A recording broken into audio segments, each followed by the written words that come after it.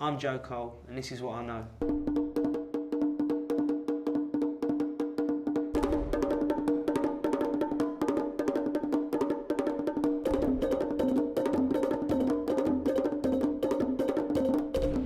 I started playing very young in the school playground and ran my flats. But I didn't actually start playing for a team until I was 10 or 11, a club called Chapel Boys. Didn't get no coaching until I went to West Ham. It was very much just taught myself how to play.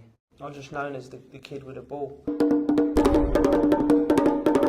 The position, it requires movement, and always try and be on the move receiving it. It's always think about taking it in his stride. I mean, the worst thing is to get the ball stuck under your feet in any situation. You can't do nothing with it there. You've got to always receive it and have a picture in your mind. You know what I mean? You need to be able to know what's going on behind you, to the sides and in front of you at all times. It's enjoying the challenge. It's a one-on-one. If you get the ball out wide and you're up against a fullback, and your best bet is to try and get him off balance. For me, it's the stop-start, the first 5 or 6 yards is vital when it comes to beating a player. When you can just stop and start quick, the fullbacks hate that.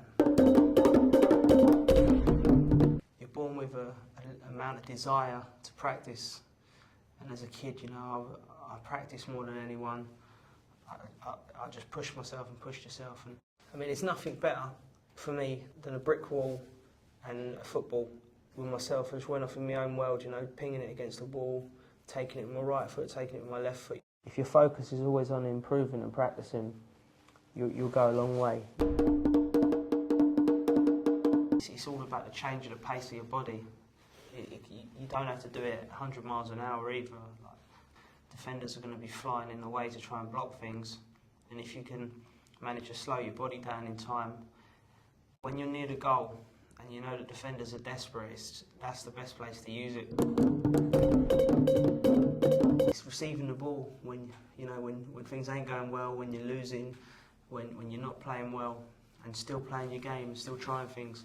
And they're the bravest players, to look at, not the ones that necessarily are slamming into tackles and putting their heads in the way. It's putting yourself on the line, and taking the ball in any area of the pitch. If you're going to do the Rabona 3 or 4 times a game, it's not good. It probably means that you're not so strong on your left foot, and it can only come out once in a while, and it has to come out natural in the flow of a game. If you're thinking about trying to do it, then you're going down the wrong road. Always train how you play. It's always intense. We're all still learning. Even at the top level. When I'm training, I see someone do something nice and you just inspires you.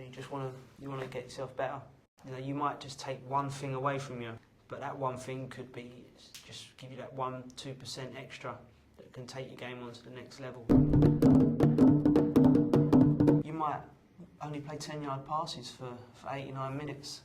Then when that opportunity comes, when you've got to beat a man and hit a killer ball, that's when you've got to take it on. Don't try and force it. Don't try and force the killer pass. Keep it nice and simple. Play what you see, and the opportunities will come.